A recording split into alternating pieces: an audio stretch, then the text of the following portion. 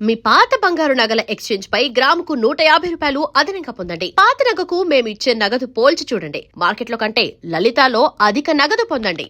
పొద్దున్న లేవగానే carbohydrate rich breakfast చేయొద్దు. మనం ఏంటి ఇంత అన్నము లేదంటే ఇడ్లీ దోశ అన్నిట్లో కార్బోహైడ్రేట్సే. ఓకే, ప్రోటీన్ అనేది లేదు. సో ఫస్ట్ మీల్ ఏదైతే ఉంటుందో అది ప్రోటీన్ ఉంటే చాలా మంచిది.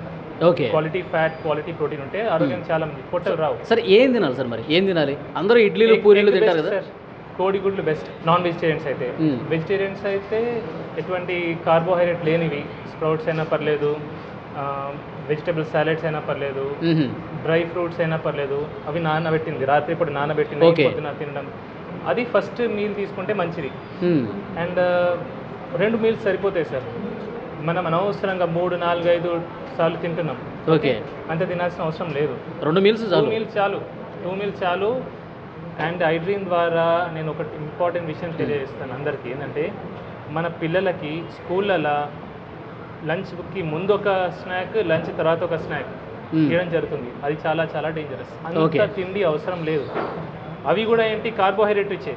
కొందరు మ్యాగీ పంపిస్తున్నారు, కొందరు టిఫిన్లు బయట కొన్ని టిఫిన్లు పంపిస్తున్నారు. అవి మంచిది కాదు. So 2 meals enough. ఓకే, మధ్యాహ్నం లంచ్ చేయొచ్చు అంటారా? 10 బ్రంచ్ చేస్తే బెస్ట్ సార్. 10-11కి ఒకటి తినేసి 6-7కి ఇంకోసారి తినేసి సరిపోతుంది. సూర్యుడు ముగిసే ముందే తినేస్తే బెస్ట్. ఓకే, అంటే రైస్ తినొద్దు అంటారా? తక్కువ తినాలా. రైస్ తినండి తక్కువ. ఇప్పుడు మనం సౌత్ ఇండియన్స్ తెలుగు రాష్ట్రాల వాళ్ళు అన్నం తినకుండా ఉండలేము. కొద్దిగా అన్నం తినాలా.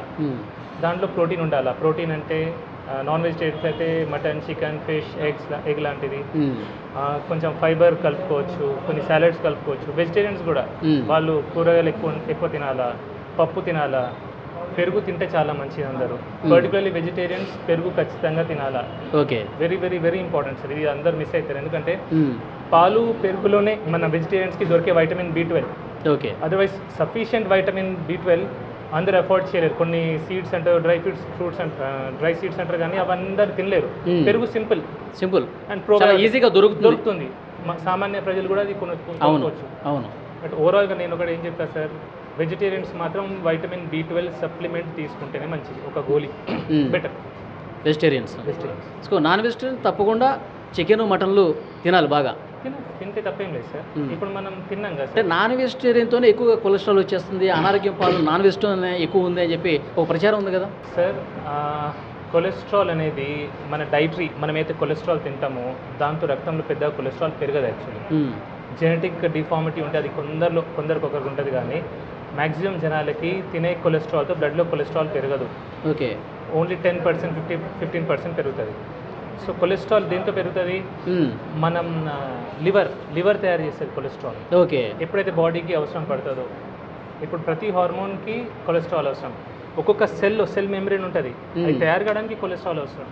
ఓకే, సో అందుకే కొలెస్ట్రాల్ అనేది చాలా ముఖ్యం. కొలెస్ట్రాల్ మన నాన్ వెజ్తో కొలెస్ట్రాల్ రాదు అంటారు సార్. కొలెస్ట్రాల్ తింటే కొలెస్ట్రాల్ రాదు. ఇంకా సాచురేటెడ్ ఫ్యాట్తో కొన్ని కొలెస్ట్రాల్ వస్తుందని చెప్తారు.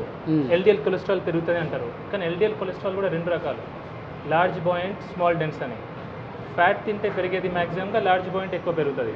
స్మాల్ డెన్స్ పెరిగేది అది కార్బోహైడ్రేట్స్ ఎక్కువ తీసుకుంటే, షుగర్ ఎక్కువ తీసుకుంటే, చక్కెర, అప్పుడు స్మాల్ డెన్స్ పెరుగుతుంది. అందుకే చక్కెర ఎక్కువ వాడితే హార్ట్ అటాక్ వచ్చే అవకాశాలు ఎక్కువ. చాలా మందిలో ఒక డౌట్ ఉంది సార్, మీరు గత వీడియోలో కూడా చెప్పారు, నెయ్యి తినటం మంచిదా కాదా? పెద్ద పెద్ద డాక్టర్లు కూడా నెయ్యి అసలు తినకండి, చాలా లిటిల్ బిట్గా తీసుకోండి ఒకవేళ తీసుకునేదంటే అని చెప్తాను. సరే, ఇన్ మోడరేషన్ నెయ్యి చాలా మంచిది.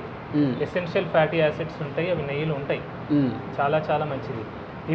ఒక్కటి ఆలోచించండి సార్, నెయ్యికి మనం భయపడుతున్నాం, బియర్కి భయపడట్లేదు, ఆల్కహాల్కి భయపడట్లేదు, స్మోకింగ్కి భయపడట్లేదు. చిన్న చిన్న పిల్లల చేతిలో మనం చాక్లెట్లు ఇస్తున్నాం, బిస్కెట్లు ఇస్తున్నాం, ఐస్ క్రీమ్ ఇస్తున్నాం, కూల్ డ్రింక్స్ ఇస్తున్నాం, వాటికి భయపడట్లేదు. కానీ నెయ్యి వచ్చేసరికి భయపడుతున్నాం. మన తాతలు ముత్తాతలు తినలేదు సార్? తిన్నారు కదా, మంచిగా ఉన్నారు కదా. ఇన్ మోడరేషన్, లీటర్ తాగొద్దంట నేను, అంతే. తినే ఫుడ్లో దాంట్లో కొద్దిగా కలుపుకోండి. వైట్ రైస్ కొద్దిగా తీసుకొని అందులో కొంచెం నెయ్యి వేస్తే సార్ షుగర్ స్పైక్ రాదు, ర్యాపిడ్గా షుగర్ స్పైక్ రాదు. మనకు వచ్చే రోగాలన్నిటికీ మెయిన్ కారణం sudden glucose spike, sugar spike. ఎప్పుడైతే గ్లూకోజ్ స్పైక్ వస్తుందో అప్పుడు ఇన్సులిన్ రిలీజ్ అవుతుంది. కన్సిస్టెంట్గా ఇన్సులిన్ ఎప్పుడైతే హై లెవెల్ ఉంటుందో అప్పుడు ఇన్సులిన్ రెసిస్టెన్స్ వస్తుంది. ఇన్సులిన్ రెసిస్టెన్స్ వల్లనే BP, sugar, heart, brain stroke ప్రతి రోగం ఈ పొట్ట రావడానికి మెయిన్ కారణం కూడా అదే. సో నెయ్యికేమో నెయ్యి భయపడేదేమో అందరు డాక్టర్లు అన్నారు. కొందరు డాక్టర్ కొన్ని కేసెస్లో మేబీ హార్ట్ స్ట్రోక్ కొన్ని రకాలు ఉంటాయి, లైపోప్రోటీన్ ఎక్కువ ఉండడం, లైపోప్రోటీన్ బి అట్లాంటి వాటిలో వాళ్ళు చెప్పొచ్చు, జాగ్రత్తగా చెప్తారు. ఓకే, కానీ అందరు డాక్టర్లు కూడా ఫ్యాట్ కంప్లీట్లీ అవాయిడ్ చేయమని చెప్పారు సార్. సార్ ఫైనల్గా ఇప్పుడు మీరు మొన్న బాధపడుతూ కన్నీళ్ళు పెట్టుకుంటూ ఒక వీడియో అది బయటికి రావడం వల్ల వైరల్ అయింది. కానీ అంతకంటే ముందు కూడా మీరు కెమెరా లేనప్పుడు కూడా చాలా సందర్భాల్లో బాధపడి ఉంటారు.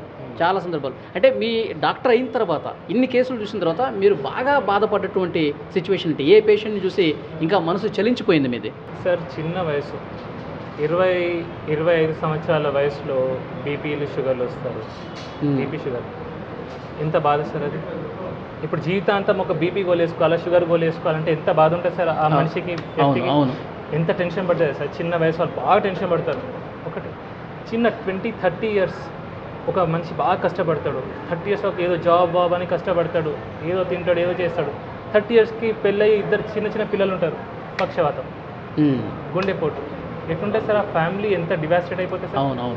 వాడు పని చేస్తే కానీ ఇల్లు నడపలేని పరిస్థితిలో ఇమాజిన్ ఎట్లుంటుంది ఆ పరిస్థితి. జీవితం ఒక్కసారి తలకిందులు అయిపోవడం కదా. ఇమాజిన్ సార్ అసలు అది. నేను ఇంతమందిని చూసాను, ఆ బాధ అదంటే ఇప్పటికీ బాధ అవుతుంది సార్. సో దీన్ని మీ కళ్ళల్లో కనిపిస్తుంది ఆ బాధ అంతా కూడా. ఓకే, ఇంకొకటి పేషెంట్స్ చాలామంది వస్తున్నారు, నేను కూడా మాట్లాడే ప్రయత్నం చేశాను. వాళ్ళు ఆ వీడియోలో చూసి సార్ మాకు దేవుడితో సమానం అని చెప్పి మాట్లాడుతూ ఉన్నారు. మీకు కలిసినప్పుడు కూడా అదే విషయం చెప్తూ ఉంటారా? చెప్తారు, పాటలు కూడా రాస్తారు, పాటలు కూడా పాడతారు. కానీ నేను దేవుని కాదు సార్. అసలు నేను దేవుని ఎట్లయితే జస్ట్ చాలా దూరం నుంచి వచ్చాను సార్, సుదూర ప్రాంతం నుంచి మీ దగ్గరికి మిమ్మల్ని కలవటానికే వచ్చానని చెప్పి చెప్తున్నారు కదా. అట్లా అన్నప్పుడు మీకు ఏమనిపిస్తుంది? బాధ అవుతుంది. నా వల్ల ఒకరు బాధపడుతున్నారు, నన్ను కలవడానికి ఇంత దూరం నుంచి వచ్చి ఇబ్బంది పడుతున్నారు అనేది నాకు ఒక బాధ. అట్లా అట్లా చాలా బాధ అనిపిస్తుంది. చాలా ఇంతమంది చూస్తే నాకు చాలా బాధ అవుతుంది. ఉండదు సార్, అసలు ఎందుకు రావాలి సార్ అని. ఇంకా బాధ కాదు, కోపం కూడా వస్తుంది అప్పుడు. నేను చెప్తూనే ఉంటాను. చాలామంది అంటారు, సార్ ఇట్లా మీరు ఏడ్చి చూసి నేను బాగా ఫీల్ అయిపోయి నేను మిమ్మల్ని ఫాలో అవుతున్నా, మీ అన్ని వీడియోస్ చూస్తా. ఒకటే అడుగుతా, నన్ను ఏ నూనె వాడుతున్నావు అంట. నవ్వుతారు, సార్ రిఫైండ్ ఆయిల్ అంటారు, ప్యాకెట్ నూనె అంటారు. మళ్ళీ అది బాధ నాకు. చక్కెర వాడడం మానేసావా, ప్రతి నీళ్ళు కొంచెం ప్రోటీన్ తీసుకుంటున్నావా. సో నేను చెప్పేది ఆచరించకపోతే నన్ను ఎంత ప్రేమించినా ఏం లాభం సార్. ప్రేమ ఎప్పుడు కనిపిస్తుంది సార్? ఇప్పుడు ఒక మనిషి నేను ప్రేమించిన అంటే దాని మీనింగ్ ఏంటి? ఆ మనిషి చెప్పేది వినాలా, ఆచరించాలా. ఆచరణలో పెట్టకుండా జస్ట్ మిమ్మల్ని అభిమానిస్తా, నేను ప్రేమిస్తా. చాలామంది సార్ ఇప్పుడు నన్ను ఫాలో చేస్తాను, చాలామంది ఫాలో అవుతున్నారు, చాలామంది పెరిగారు. కానీ ఏం లాభం సార్ అది? అసలు చెప్పింది విననప్పుడు ఏం లాభం అంటారు? అంతే కదా సార్. ఓకే, ఎందుకంటే ఇది నన్ను ఫాలోవర్స్ పెరుగుతారనే ఉద్దేశంతో నేను చెప్పిన మాటలు కాదు. నేను గత 5-6 సంవత్సరాల నుంచి మొత్తుకుంటూనే ఉన్నా. నేను నా ప్రీవియస్ వీడియోస్ అన్ని చూస్తే చెప్పి నేను అలసిపోయి బాధ తనుకుంటూ వచ్చింది మీకు. చాలా మందిలో ఒక డౌట్ ఉంది సార్, విక్రాంత్ సింగ్ ఠాకూర్ ఆయన ఏంటి నార్త్ ఇండియనా అని ఒక డౌట్ వస్తూ ఉంది చాలామందికి. చాలామంది కామెంట్లు కూడా పెడతా ఉన్నారు. ఏమంటారు? ఇక్కడే నాకు పుట్టి పెరిగింది. 4 ఫాదర్స్ నార్త్ ఉండే సార్. అది అంత ఎగ్జాక్ట్లీ బ్యాక్గ్రౌండ్ నాకు తెలియదు. మా మదర్ టంగ్ హిందీ. ఓకే, కానీ నాకు తెలుగు అంటే ప్రేమ. బా సూపర్. సో అంటే తెలుగు వాళ్ళు ఇబ్బంది పడుతుంటే అసలు చూడలేకపోతున్నారు మీరు. అండ్ కష్టపడి తెలుగు నేర్చుకున్నా సార్. అంటే నేను మాట్లాడే తీరు కూడా వీలైనంత వరకు నేను తెలుగులోనే మాట్లాడతా. నాకు హిందీ ఇంకా పర్ఫెక్ట్ వస్తుంది. ఇంగ్లీష్ చాలా బాగా వచ్చు. చాలా మంది అడుగుతారు, సార్ తెలుగులో ఇంగ్లీష్లో వీడియోస్ పెట్టండి, హిందీలో మాట్లాడండి. కానీ ఐ లవ్ తెలుగు. సో ఆ తెలుగు మీద ప్రేమ వల్ల నేను తెలుగులో. మీరు ఎక్కడ పుట్టి పెరిగింది ఎక్కడ సార్? పుట్టింది Karimnagar civil hospital sir. Okay, కానీ స్టార్టింగ్ ఇయర్స్ నేను నార్త్ ఇండియాలో ఉండే సార్. ఓకే, 5th క్లాస్ వరకు నార్త్లో ఉన్నాను. 5th 6th క్లాస్లో మళ్ళీ కరీంనగర్ రావడం జరిగింది. సో వచ్చిన తర్వాత ఇక్కడే చదువులన్నీ అలా జరిగింది. ఓకే, సో ఫైనల్గా టైమ్ న్యూరో కేర్ హాస్పిటల్, చాలామంది ఈ టైం అనే పేరుని ఎడ్యుకేషన్ ఇన్స్టిట్యూషన్స్కి ఎక్కువగా పెడుతూ ఉంటారు. టైం న్యూస్ మీడియా కావచ్చు, ఎడ్యుకేషన్ సంస్థలకి టైం అని పెడుతూ ఉంటారు. మీరు స్పెసిఫిక్గా టైం అని పెట్టడానికి ఏదైనా రీజన్ ఉందా మీ హాస్పిటల్కి? చేయడం కోసమే సార్, ప్రజల్ని ఎడ్యుకేట్ చేయడం కోసమే. నేను ఒకరినైనా సరే 10 మందినైనా సరే మార్చగలిగితే అయితే ఒక సంతోషం ఇప్పుడు ఉంది సార్, ఎందుకంటే కొన్ని చోట్ల నేను వింటున్నాను ఇస్కాన్లో కొన్ని చోట్ల ఈ ప్లాస్టిక్ ప్లేట్స్ పోయి వాళ్ళు బ్యాంబూ ప్లేట్స్ స్టార్ట్ పెట్టారు. అవును.